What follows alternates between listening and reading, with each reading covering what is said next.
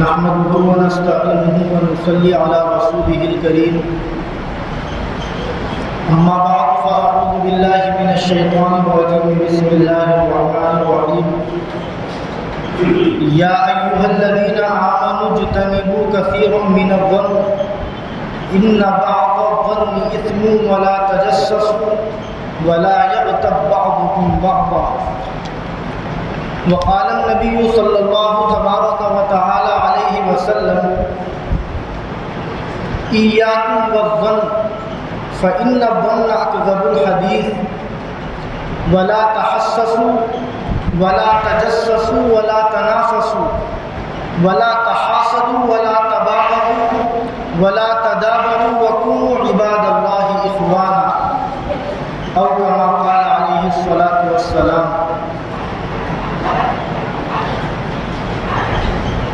قابل صد احترام بزرگوں، بھائیوں اور دوستوں،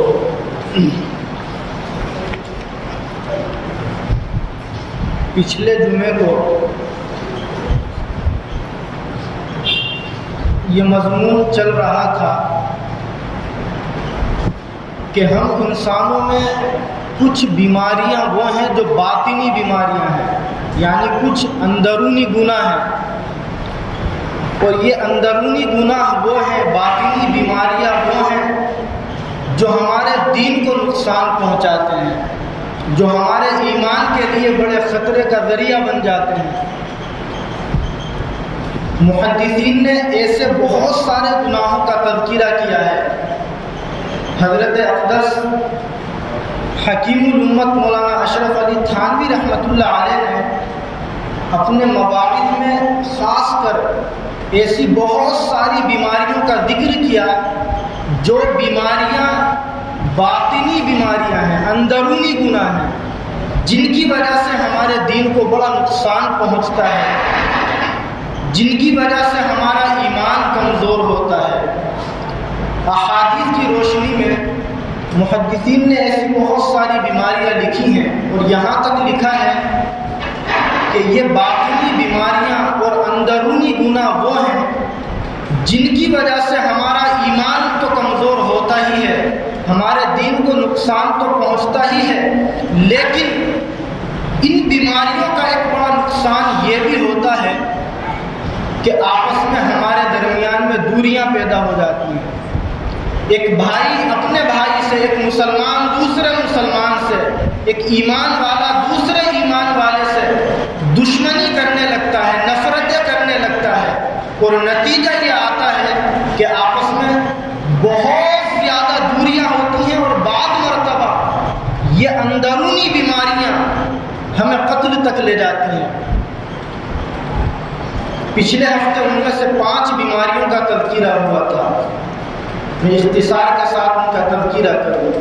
اللہ کے نبی علیہ السلام نے فرمایا کہ تم لوگ بدگمانی سے بچا کرو۔ نمبر 2، آپ نے فرمایا ولا تجسسوا، کہ تم لوگ کسی کی پوشیدہ باتوں پر کان مت لگایا کرو۔ نمبر 3، آپ نے فرمایا ولا تجسسوا، کہ تم لوگ تجسس مت کیا کرو، کسی کی کھوج میں مت پڑا کرو۔ نمبر 4، آپ نے فرمایا ولا تنافسوا، کہ تم لوگ کسی دوسرے کی نعمت کے اوپر رشک مت کیا کرو۔ نمبر 5، آپ نے فرمایا تھا ولا تناجشوا، کہ تم کسی کو دھوکہ دے کر کے لین دین مت کیا کرو۔ نمبر 6 پر آپ نے فرمایا ولا تحاسدوا، کہ تم لوگ ایک دوسرے سے حسد مت کیا کرو۔ آج اسی پر تفصیل سے بات کرنی ہے۔ سب سے پہلے ہم یہ سمجھیں کہ حسد کہتے کس کو ہیں۔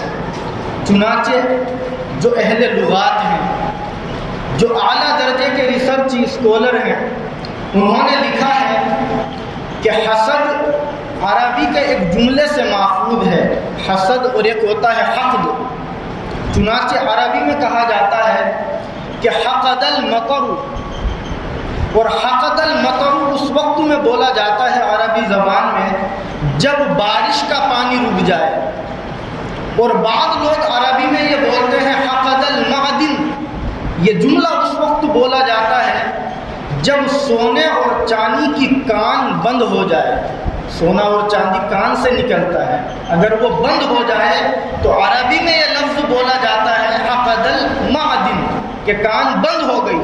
بارش نہ پڑے تو عربی میں کہا جاتا ہے عقد المطر، بارش رک گئی۔ اس جملے کو لکھنے کے بعد اعلیٰ درجے کے ریسرچ اسکالروں نے لکھا ہے کہ جس طریقے سے بارش نہ پڑے تو اللہ تعالیٰ کی رحمت رک جاتی ہے، بالکل اسی طریقے سے اگر کوئی انسان کسی دوسرے انسان سے حسد کرتا ہے تو اس حسد کرنے والے پر اللہ تعالیٰ کی رحمتیں رک جاتی ہیں، اللہ تعالیٰ کی رحمتیں اس حسد کرنے والے کی طرف متوجہ نہیں ہوتی۔ چنانچہ علماء لکھتے ہیں الحسد یقصر القلب کما یقصر الجراد الجسد، کہ حسد انسان کے دل کو اس طریقے سے نقصان پہنچاتا ہے جس طریقے سے ٹڈی کھیتیوں کو نقصان پہنچاتی ہے، اور بعضوں نے لکھا ہے جس طریقے سے ٹڈی انسان کے بدن کو نقصان پہنچاتی ہے۔ یعنی اگر ایک خاص قسم کا کیڑا جو نقصان پہنچانے والا ہے انسان کے بدن پر بیٹھ جائے، فتمتص الدم، اور وہ کیڑا انسان کے بدن پر بیٹھ کر اس کے خون کو چوسنے لگے، بالکل اسی طریقے سے علماء لکھتے ہیں کہ الحسد یکسر الایمان کما یکسر الجراد الدم، کہ جس طریقے سے ایک کیڑا انسان کے بدن پر بیٹھنے کے بعد اس کے خون کو بلڈ کو چوسنے لگتا ہے اور اسے کمزور کر دیتا ہے، بالکل اسی طریقے سے جو انسان دوسرے سے حسد کرتا ہے، دوسرے کی ترقی کو دیکھ کر جلنے لگتا ہے، علماء لکھتے ہیں یہ حسد اس کے ایمان کو ایسے ہی کھوکھلا کرتا چلا جاتا ہے، اس کے دل کو نقصان پہنچاتا چلا جاتا ہے۔ اور حسد کی تعریف میں علماء نے لکھا ہے کراہت النعمت وحب زوالها علی المنعم علیہ، کہ حسد اس چیز کا نام ہے کہ کسی بندے کو اللہ تعالیٰ نے کوئی نعمت دی ہو، مثال کے طور پر اللہ نے کسی بندے کو خوبصورت بنایا، اللہ تعالیٰ نے اپنے کسی بندے کو دولت سے نوازا ہو، اللہ تعالیٰ نے اپنے کسی بندے کو کسی اور نعمت سے نوازا ہو، ہم اس کی اس نعمت کو نفرت کی نظر سے دیکھنے لگے، ہم اس کی اس نعمت سے ٹینشن میں رہنے لگے اور اپنے دل میں یہ تمنا پیدا کرنے لگے کہ کسی طریقے سے اللہ تعالیٰ اس سے اس نعمت کو چھین لے، اسی کا نام حسد ہے۔ فارسی میں عربی کا اس مقولے کو ترجمہ یہ دیا گیا کہ تمنائے زوال نعمت غیر کو حسد کہتے ہیں، کہ اللہ نے آپ کے علاوہ کسی بندے کو کوئی نعمت دی ہو اور آپ اللہ کی دی ہوئی اس نعمت کو اس کی طرف سے ختم ہونے کی تمنا کرنے لگے۔ حسد کے بارے میں جنہوں نے بہت زیادہ اندر تک جانے کے بعد بہت تحقیق سے باتیں لکھی ہیں، انہوں نے لکھا ہے کہ حسد انسان 3 وجوہات کی بنیاد پر کرتا ہے۔ پہلی وجہ یہ لکھی ہے کہ ایک انسان دوسرے انسان کی نعمت کو دیکھ کر جو ٹینشن میں آتا ہے، اس کا ایک ریزن یہ ہے کہ یہ اس سے بغض رکھتا ہے، نفرت رکھتا ہے، یعنی نفرت اور بغض کی وجہ سے ہم دوسرے انسان سے حسد کرنے لگتے ہیں۔ دوسرے نمبر پر علماء نے لکھا ہے کہ بعض مرتبہ انسان دوسرے انسان سے اس لیے حسد کرتا ہے کہ یہ انسان وہ کام کر ہی نہیں سکتا جو سامنے والے کو اللہ نے کرنے کی ہمت دی ہے۔ مثال کے طور پر ایک آدمی اپنے بچوں کو پڑھاتا ہے، اس کے بچے اس کو سپورٹ کرتے ہیں، خوب محنت کرتے ہیں اور وہ نیٹ نکال لیتے ہیں یا کوئی اعلیٰ درجے کا ایگزام کلیئر کر لیتے ہیں، UPSC کلیئر کر لیتے ہیں۔ اب اس کے بچے چونکہ یہ کام نہیں کر سکتے، اللہ نے اتنی صلاحیت نہیں دی، تو علماء لکھتے ہیں کہ بس یہ اس سے جلنے لگتا ہے، اس کے بچوں کو دیکھ کر کے اڑنے لگتا ہے۔ تیسرے نمبر پر اس کی وجہ علماء نے یہ لکھی ہے کہ کبھی کبھی انسان کی فطرت یہ بن جاتی ہے کہ وہ کسی اچھی چیز کو دیکھ کر کے خوش نہیں ہوتا، یعنی اس کا دل اتنا گندا ہو جاتا ہے کہ وہ اس اپنے دل کی گندگی کی بنیاد پر اچھی چیز کو دیکھ کر کے خوش نہیں ہوتا، اللہ تعالیٰ اس سے نعمت کو دیکھ کر کے خوش ہونے کی صلاحیت کو چھین لیتے ہیں۔ ان تین وجوہات کی بنیاد پر انسان دوسرے انسان سے حسد کرتا ہے، تینوں سے بچنے کی ضرورت ہے۔ اللہ کے نبی علیہ السلام نے احادیث مبارکہ کے اندر ایک دوسرے سے حسد کرنے سے منع فرمایا۔ آپ نے فرمایا کہ وَلَا تَحَاسَدُوا، کہ تم لوگ ایک دوسرے سے حسد مت کیا کرو، یعنی ایک دوسرے کی نعمت کو دیکھ کر تم ٹینشن میں مت پڑا کرو۔ حسد اس لیے شریعت میں مذموم ہے کہ اس حسد کی بنیاد پر دنیا کے اندر بڑے بڑے گناہ ہوئے ہیں۔ چنانچہ ایک دو مثالوں سے ہم اس کو ایسے سمجھے، ہم نے شیطان کا قصہ قرآن کریم میں پڑھا۔ سب جانتے ہیں کہ جب حضرت آدم علیہ السلام کو اللہ تعالیٰ نے پیدا فرمایا، یعنی ان کا پتلا بنا کر کے تیار کیا، اور تمام فرشتوں کو اللہ نے حکم دیا، قرآن کریم کے اندر اعلان کیا اسجدوا لآدم، کہ تم سب آدم کو سجدہ کرو۔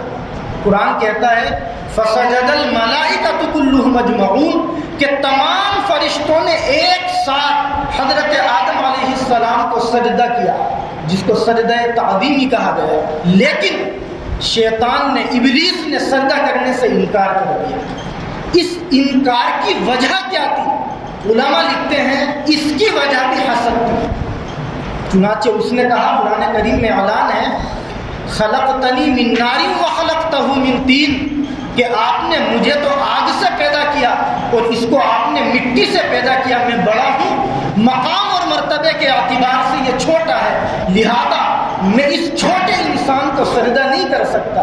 علماء نے لکھا ہے شیطان نے جو حضرت آدم کو سجدہ نہیں کیا تھا، اس کے پیچھے بھی حسد کار فرما تھا۔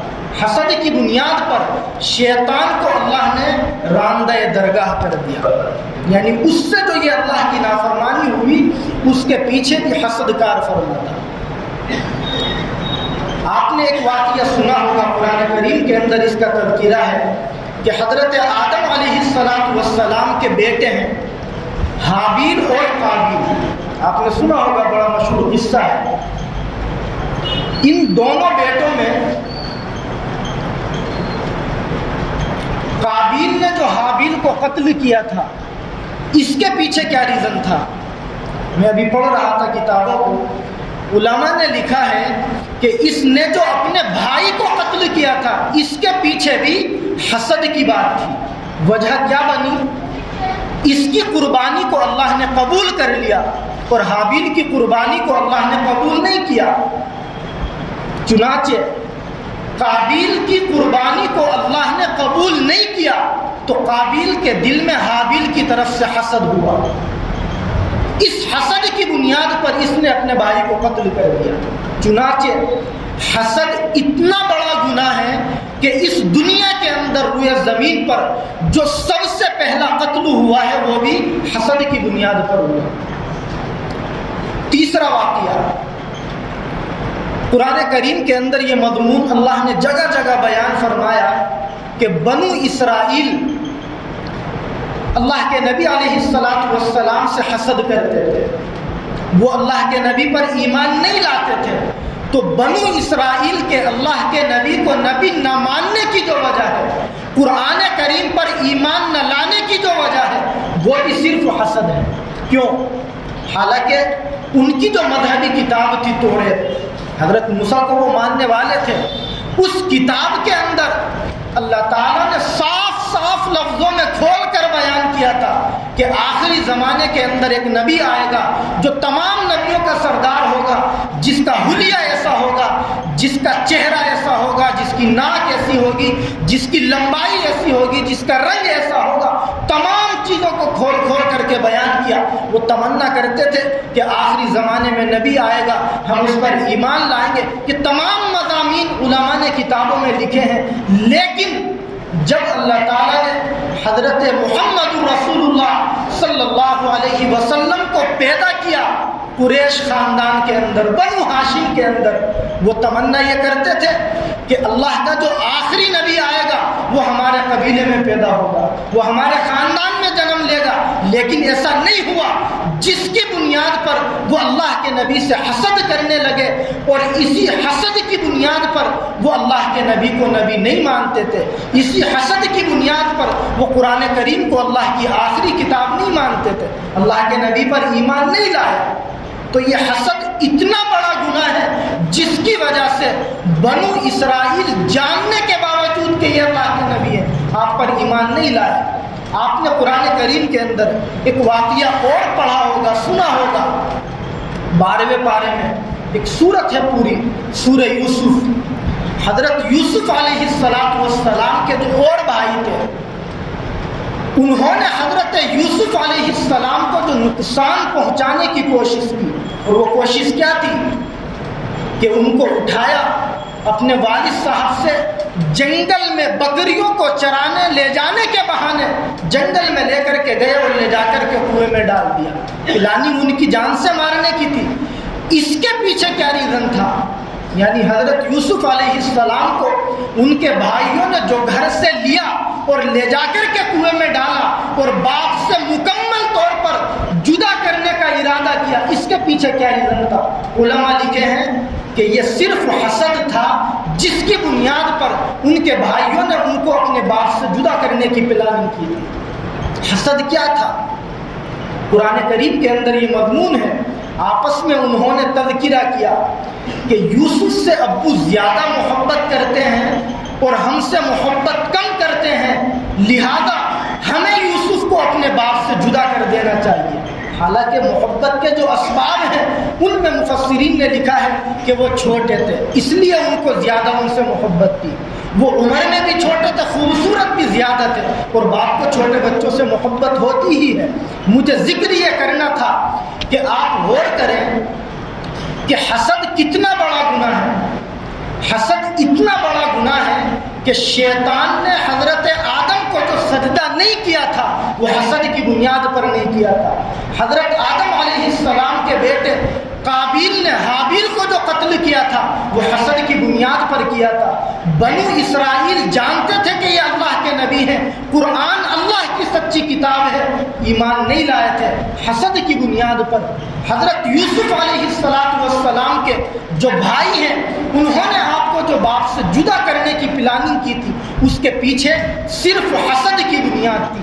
تو یہ حسد اتنا بڑا گناہ ہے، اتنا بڑا گناہ ہے کہ یہ انسان کو ایمان کے ذریعے سے اتنا ورغلاتا ہے، اتنا دور کر دیتا ہے کہ بعض مرتبہ انسان کو قتل تک لے جاتا ہے، جس طریقے سے میں نے یہ دو ایک واقعے بتلائے۔ اس لیے ہم کوشش کریں کہ پوری زندگی ہم کسی انسان کی نعمت کو دیکھ کر کے اس سے جلیں گے نہیں، دل میں انشاءاللہ اس سے نفرت نہیں رکھیں گے، اس لیے کہ حسد کے اللہ کے نبی علیہ السلام نے بہت زیادہ نقصانات بیان فرمائے ہیں۔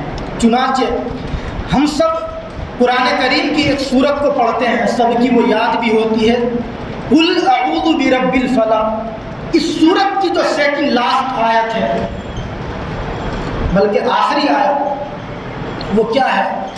وَمِن شَرِّ حَاسِدٍ إِذَا حَسَدَ۔ اللہ تعالیٰ اپنے نبی سے فرماتے ہیں کہ اے نبی آپ کہہ دو، اس سے پہلے کئی آیتیں ہیں، آخری آیت میں کہا کہ یہ کہہ دو وَمِن شَرِّ حَاسِدٍ إِذَا حَسَدَ، کہ میں حسد کرنے والے کے حسد سے پناہ مانگتا ہوں جب وہ مجھ سے حسد کرنے لگے۔ یعنی حسد اتنا بڑا گناہ ہے کہ اللہ نے اپنے نبی علیہ السلام کو حکم دیا اور آپ کے ذریعے سے اس امت کو یہ پیغام دیا کہ تم اپنی دعاؤں میں یہ دعا شامل کیا کرو کہ اے میرے پروردگار مجھے حسد کرنے والے کے حسد سے بچا لیجیے۔ تو حسد اتنا بڑا گناہ ہے کہ اللہ کی اس گناہ کی وجہ سے مخالفت لازم آتی ہے۔ یعنی جب کوئی انسان کسی انسان سے حسد کرتا ہے تو وہ اللہ کی نافرمانی کرتا ہے، اس لیے کہ اللہ نے حسد کرنے سے منع فرمایا ہے۔ اسی طرح جو انسان دوسرے انسان سے حسد کرتا ہے وہ اللہ کے نبی نبی کی مخالفت کرتا ہے. کیوں؟ اس لیے کہ اللہ کے نبی علیہ السلام نے اپنی امت کو حسد کرنے سے منع فرمایا. چنانچہ مختلف روایات کے اندر یہ الفاظ ہیں وَلَا تَحَاسَدُوا کہ لوگوں تم حسد مت کیا کرو. وَكُونُوا عِبَادَ اللَّهِ إِخْوَانًا اللہ کے بندے بن کر بھائی بھائی بن کر آپس میں محبت سے رہا کرو. تو جو انسان دوسرے سے حسد کرتا ہے وہ اللہ کی اور اللہ کے نبی کی مخالفت کرتا ہے. اور جو اللہ کے نبی کی مخالفت کرے وہ دنیا کے اندر کامیاب ہو جائے ایسا ہو نہیں سکتا. تیسرا نقصان جو حسد کے ذریعے سے ہمارا ہوتا ہے وہ یہ ہے کہ ہماری نیکیاں ختم ہو جاتی ہیں.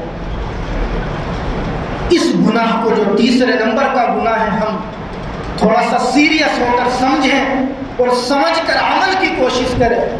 اللہ کے نبی علیہ السلام فرماتے ہیں ابو داؤد میں 5040 نمبر کی یہ روایت ہے ایاکم والحسد. آپ نے فرمایا کہ تم حسد سے بچا کرو اور آگے فرمایا فإن الحسد يأكل الحسنات كما تأكل النار الحطب کہ حسد انسان کی نیکیوں کو اس طریقے سے ختم کر دیتا ہے جس طریقے سے آگ لکڑیوں کو ختم کر دیتی ہے. علماء نے اس کو مثال سے سمجھایا کہ آپ اپنے کسی گھر کے اندر کسی کمرے کے اندر جنگل سے لکڑیوں کو لا کر کے جمع کرتے رہیں, کافی دنوں تک لکڑیوں کو جمع کریں. کسی دن آپ اس لکڑی کے گٹھر کے اندر تھوڑا سا پیٹرول ڈال کے ذرا ماچس کی تلی لگا دیں. آپ نے تو مہینوں میں کافی دنوں میں محنتیں کر کے وہ لکڑیاں اکٹھی کی تھی, چند گھنٹوں کے اندر جل کر راکھ ہو جائے گی. جس طریقے سے آپ کی بہت زیادہ محنتوں کے ذریعے جمع کی گئی لکڑیاں چند گھنٹوں میں آگ کے ذریعے ختم ہو سکتی ہے, اللہ کے نبی علیہ السلام نے مثال سے بتلایا اگر تم حسد کرو گے, کسی کو دیکھ کر کے جلو گے, کسی کی نعمت کو دیکھ کر کے ٹینشن میں رہو گے, تو یہ ٹینشن میں رہنا, حسد کرنا, یہ بغض کرنا تمہاری نیکیوں کو ایسے ہی ختم کر دے گا جیسے آگ نے لکڑیوں کو ختم کر ڈالا. کتنا بڑا گناہ ہے ہم تصور نہیں کر سکتے.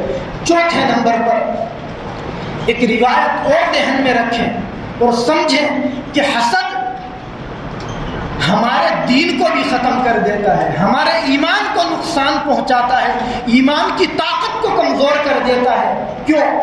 اللہ کے نبی علیہ السلام فرماتے ہیں, ترمذی میں 2510 نمبر کی روایت ہے, حضرت زبیر ابن العوام رضی اللہ تعالی عنہ فرماتے ہیں کہ ایک مرتبہ اللہ کے نبی علیہ السلام نے اپنے صحابہ سے فرمایا کہ دب الیکم داء الامم قبلکم الحسد والبغضاء کہ لوگوں پچھلی امتوں میں جو بیماریاں تھیں وہ بیماریاں تم لوگوں کے اندر بھی جنم لینے لگی, وہ بیماریاں اس امت کے اندر بھی پیدا ہونے لگی. اللہ کے نبی صلی اللہ علیہ وسلم نے ارشاد فرمایا کہ وہ بیماریاں ایک تو حسد ہے اور دوسرے آپس کی دشمنیاں ہیں. آپ نے دو لفظ استعمال فرمائے الحسد والبغضاء کہ حسد کرنا اور آپ نے فرمایا ایک دوسرے سے دشمنیاں کرنا. یہ دو بیماریاں وہ ہیں جو پچھلی امتوں میں تھی, لیکن افسوس یہ ہے کہ یہ بیماریاں میری اس امت کے اندر بھی جنم لینے لگی. اور آپ نے آگے غور کیجئے گا کتنی خطرناک بات فرمائی. آپ نے فرمایا کہ ہی الحالقۃ کہ یہ دو بیماریاں یعنی حسد کرنا اور آپس میں دشمنیاں کرنا یہ وہ خطرناک بیماریاں ہیں جو مونڈ دینے والی ہیں. حادثہ کا ترجمہ ہوتا ہے اردو میں مونڈنے والی. آپ نے آگے مونڈنے کی وضاحت فرمائی اور یہ اعلان کیا کہ لا اقول تحلق الشعر, میں یہ نہیں کہتا کہ یہ دو بیماریاں وہ ہیں جو انسان کے بالوں کو ختم کر دیتی ہیں, جو انسان کے بالوں کو مونڈ دیتی ہے. آپ نے فرمایا ولکن تحلق الدین, یہ دو بیماریاں وہ ہیں جو انسان کے دین کو مونڈ کر رکھ دیتی ہے, جو انسان کے دین کو ختم کر دیتی ہے.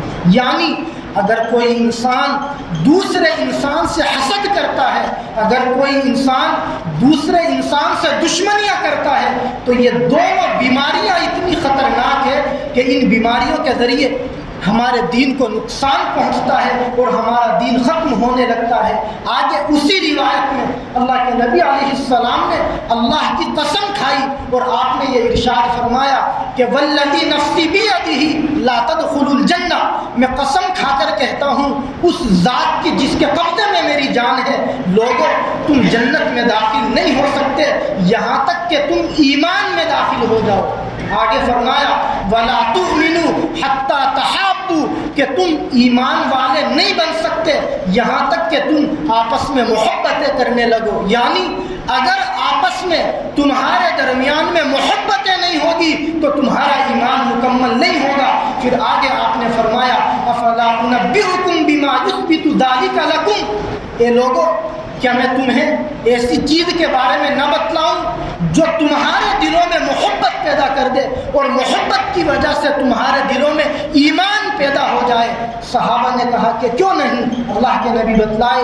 آپ نے ارشاد فرمایا افشوا السلام بینکم، صرف ایک لفظ آپ نے فرمایا کہ لوگوں آپس میں سلام کو خوب کیا کرو، ایک دوسرے کو خوب سلام کیا کرو، سلام کو خوب پھیلایا کرو، سلام آپس میں خوب کرنا، ایک دوسرے کو زیادہ سے زیادہ سلام کرنا، یہ اللہ کی طرف سے دی ہوئی ایک ایسی دعا اور نعمت ہے جس کے ذریعے آپس میں محبتیں پیدا ہوں گی، اور جب محبتیں پیدا ہوگی تو ہمارا ایمان مضبوط ہوگا، اور جب ایمان مضبوط ہوگا بزرگوں تو ہم جنت کے حقدار بن جائیں گے۔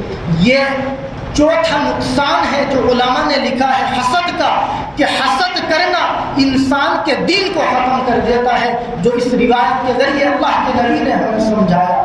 پانچواں نقصان اللہ کے نبی علیہ السلام نے دیکھیے گا ایک مثال سے بتلایا۔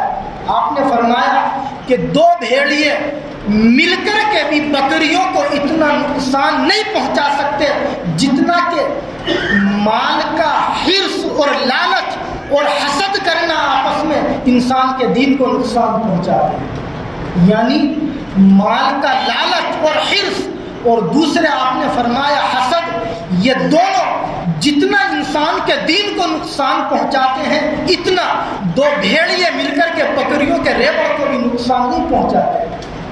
ایک روایت میں اللہ کے نبی علیہ السلام نے فرمایا کہ پیر اور جمعرات کے دن اس امت کے اعمال اللہ کی بارگاہ میں پیش کیے جاتے ہیں اور اللہ تعالیٰ شرک کرنے والے کے علاوہ اس امت کے تمام لوگوں کے گناہوں کو معاف کر دیتے ہیں۔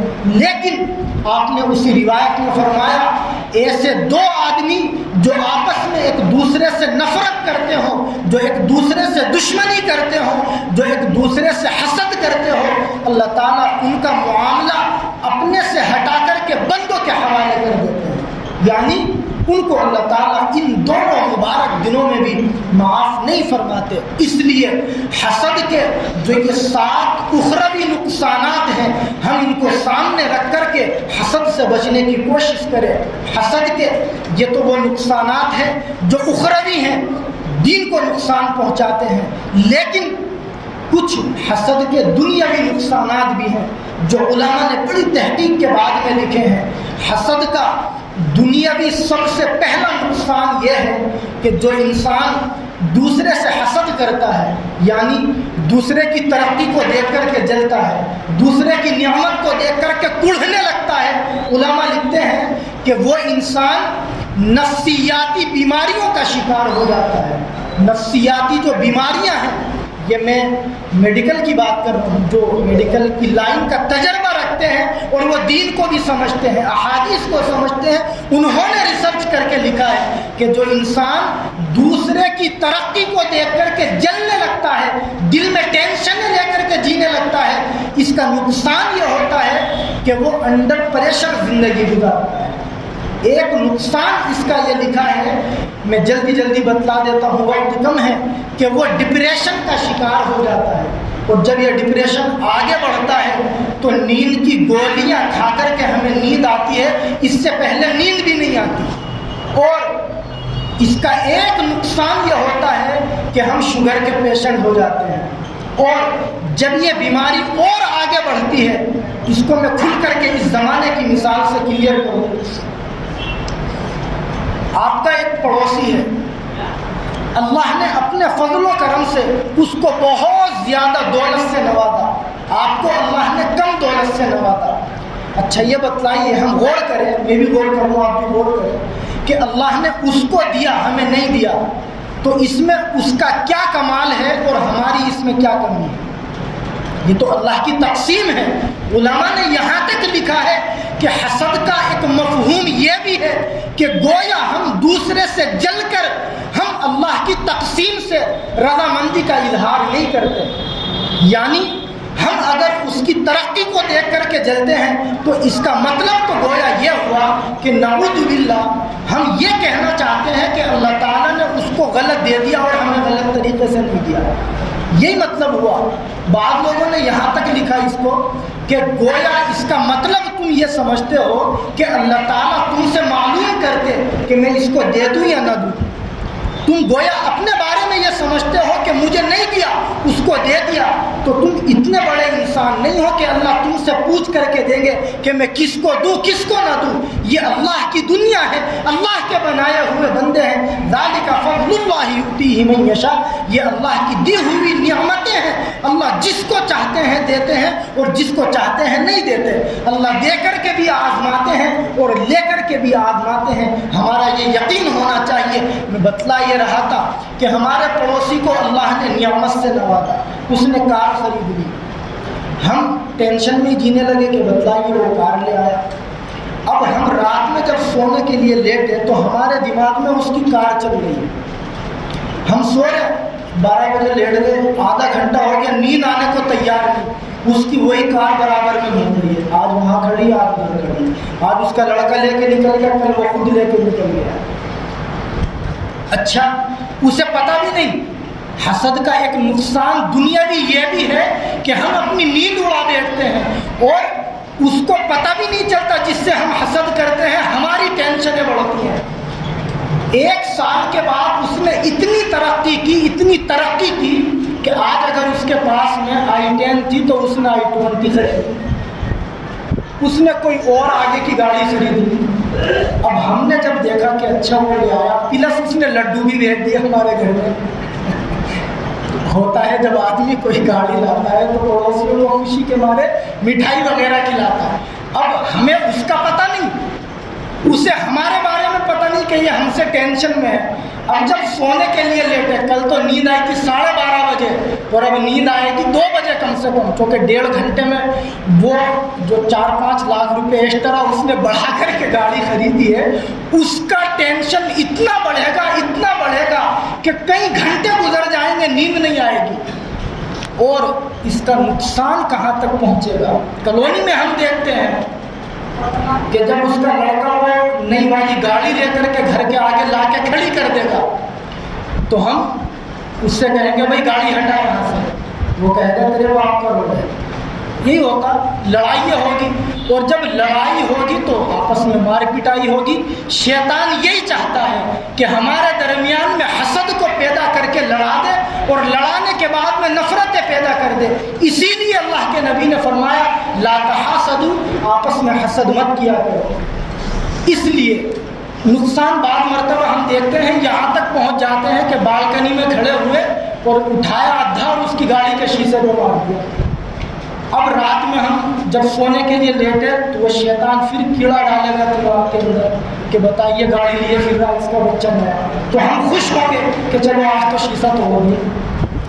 تو بزرگوں، یہ میں اس لیے بتلا رہا ہوں باتیں کہ یہ وہ باتیں ہیں اگر ہم غور کریں جو ہمارے دماغوں میں چلتی ہیں، اور حسد کے نقصانات میں باضابطہ دیکھ کر کے عرض کر رہا ہوں۔ یہ 7 نقصانات لکھے ہیں دنیاوی۔ پہلا نقصان، ہم نفسیاتی بیماریوں کا شکار بن جائیں گے۔ دوسرا نقصان، ہم ڈپریشن میں چلے جائیں گے۔ تیسرا نقصان، احساس کمتری کا شکار ہو جائیں گے، یعنی سوچ ہماری چھوٹی بن جائے گی۔ اور چوتھا نقصان اس کا یہ ہوگا کہ آپس میں دشمنیاں پیدا ہوگی۔ पांचवा नुकसान ये होगा आपस में दूरियां होगी। छठा नुकसान ये होगा कि आपस में हमारे घरों के अंदर लड़ाइयाँ हो जाएंगी। और सातवां आखिरी नुकसान ये होगा कि जब ये लड़ाइयाँ आगे बढ़ेगी तो बुजुर्गों हम एक दूसरे को मारने के लिए आगे बढ़ेंगे और बाद मर्तबा हम एक दूसरे को कत्ल करने तक पहुंच जाएंगे। जिस तरीके से मैंने हजरत आदम के बेटे का वाक़या बतलाया, एक वाक़या जिक्र करके ये बात मुकम्मल की जाए। हसद के ज़रिए हम अपने आप को किस तरीके से पाक करें और ये कितना ख़तरनाक गुनाह है और किस तरीके से हमारे ईमान को नुकसान पहुंचाता है, एक वाक़ये से हम इसका अंदाज़ा लगाएं। हदीस की बहुत सारी किताबों में ये वाक़या लिखा है कि एक मर्तबा अल्लाह के नबी अलैहिस्सलाम अपने सहाबा के दरमियान में बैठे हुए थे। अचानक से वल्लाहु आलम आपके ऊपर या तो वही आई या आपने किस तरीके से ये बात कही, ये एक टॉपिक है बहस का उलमा के दरमियान। आपने फरमाया कि इस तरीके, इस रास्ते से, इस दरवाजे से एक जन्नती आदमी मस्जिद के अंदर दाखिल होगा। चुनाचे सहाबा बैठे हुए थे। कुछ देर के बाद में एक सहाबी उस दरवाजे से मस्जिद के अंदर एंटर हुए। सब लोगों ने देखा कि ये इंसान वो है जिसको अल्लाह के नबी ये फरमा रहे हैं कि ये इंसान जन्नती इंसान है। सहाबा उसके बारे में रश्क करने लगे कि पता नहीं कितनी इसकी नेकियां होंगी।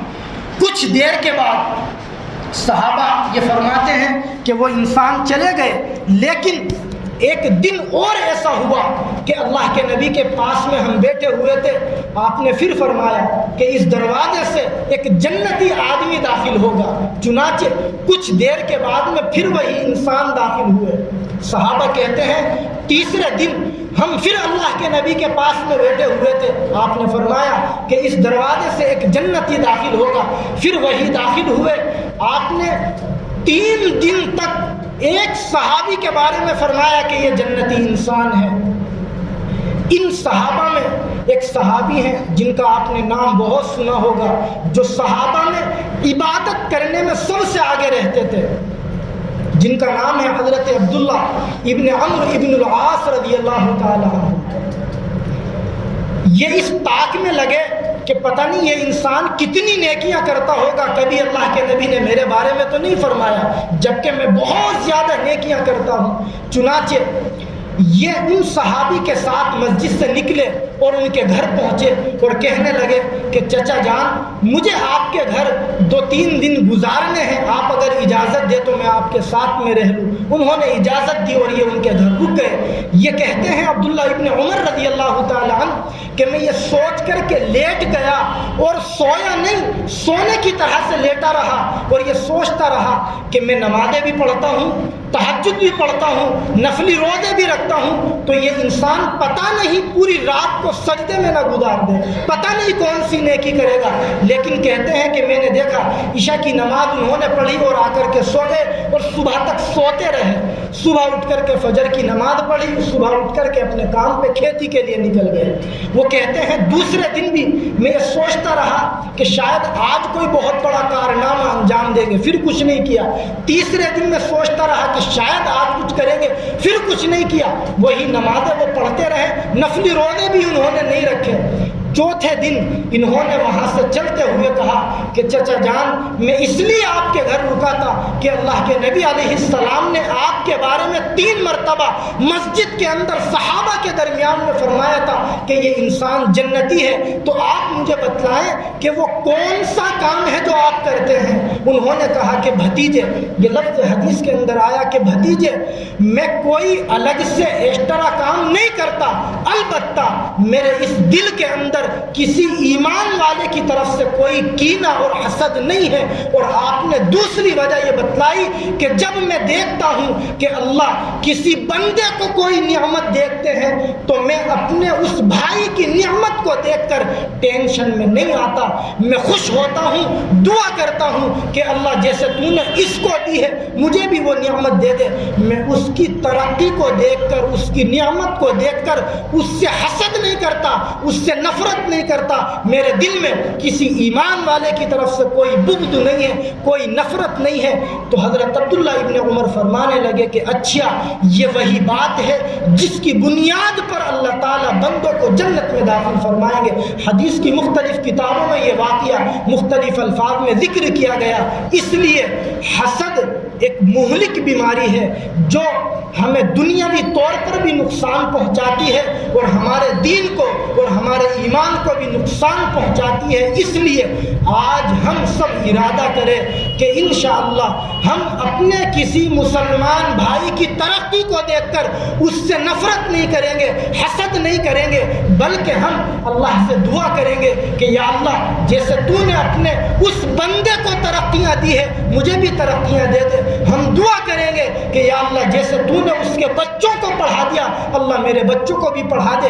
یہ جائز ہے, اسی کو عربی کے اندر غبطہ کہتے ہیں. اللہ کے نبی نے فرمایا کہ دو آدمیوں کے اندر حسد کرنا جائز ہے. ایک وہ آدمی جس کو اللہ نے مال دیا ہو اور وہ اپنے مال کو رات دن اللہ کے راستے میں خرچ کرتا ہو, آپ اس سے حسد کریں یعنی آپ غبطہ کریں, اس کی کاپی کریں, آپ دعا کریں, کوشش کریں کہ جیسے یہ بندہ اللہ کے دیے ہوئے مال کو خرچ کرتا ہے میں بھی خرچ کروں. اللہ کے نبی نے فرمایا دوسرے نمبر پر وہ آدمی جس کو اللہ نے علم دیا ہو, حکمت سے نوازا ہو, وہ اس پر عمل بھی کرتا ہو, اس کے مطابق فیصلے بھی کرتا ہو. آپ بھی کوشش کریں میں بھی اس کو سیکھوں اور دوسروں کو یہ سکھاؤں اور اس کے مطابق فیصلے کروں. اس لیے حسد سے بچیں, دوسروں کو بھی تلقین کریں کہ حسد بہت مہلک بیماری ہے جس کا سب سے بڑا دنیاوی نقصان یہ ہے کہ ہماری نیندیں اڑ جاتی ہیں اور ہم ڈپریشن میں چلے جاتے ہیں. اللہ رب العزت اس مہلک بیماری سے اور دیگر تمام باطنی بیماریوں سے ہم سب کی مکمل طور پر حفاظت فرمائے. وآخر دعوانا ان الحمد للہ رب العالمین.